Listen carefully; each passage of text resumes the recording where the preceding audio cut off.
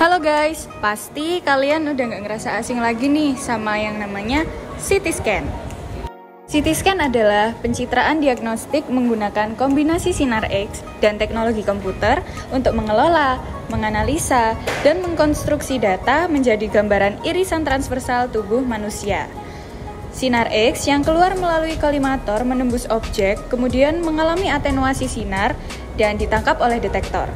Pada detektor, terdapat DAS untuk mengubah sinyal analog menjadi sinyal digital. Kemudian, dilakukan komputerisasi sehingga muncullah gambar.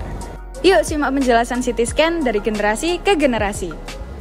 Pada generasi pertama, CT scan memiliki satu detektor yang terhubung dan bergerak bersama, kemudian berotasi.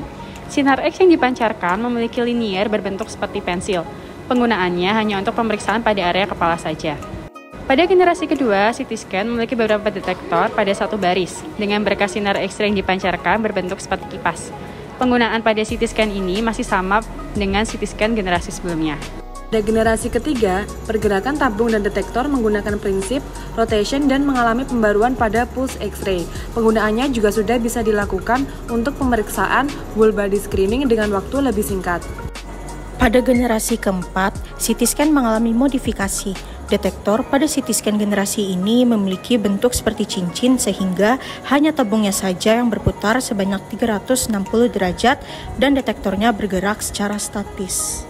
Pada generasi kelima ini, CT scan menggunakan elektron beam tomografi dengan prinsip yang sama seperti generasi yang sebelumnya. Pada generasi ini diterapkan pola spiral multi-slice 3D dan 4D dengan detektor berputar dan meja pasien bergerak. Pada generasi ini, CT scan menggunakan multi-area detektor. Jika kolimator dibuka lebih lebar, maka diperoleh data proyeksi lebih banyak dan irisan lebih tebal sehingga sinar X lebih efisien. Pada generasi ke-8, CT scan terhubung dengan dua buah detektor di mana satu tabung beroperasi pada 80 kVp dan lainnya pada 140 kVp. Keduanya berguna untuk menentukan jenis bahan atau zat.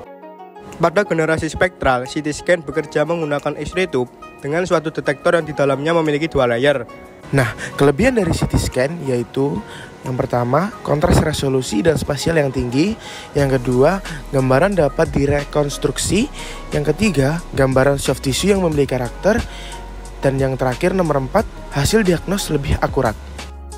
Nah, untuk selanjutnya merupakan kekurangan atau faktor risiko dari CT scan. Yang pertama, dosis radiasi yang tinggi.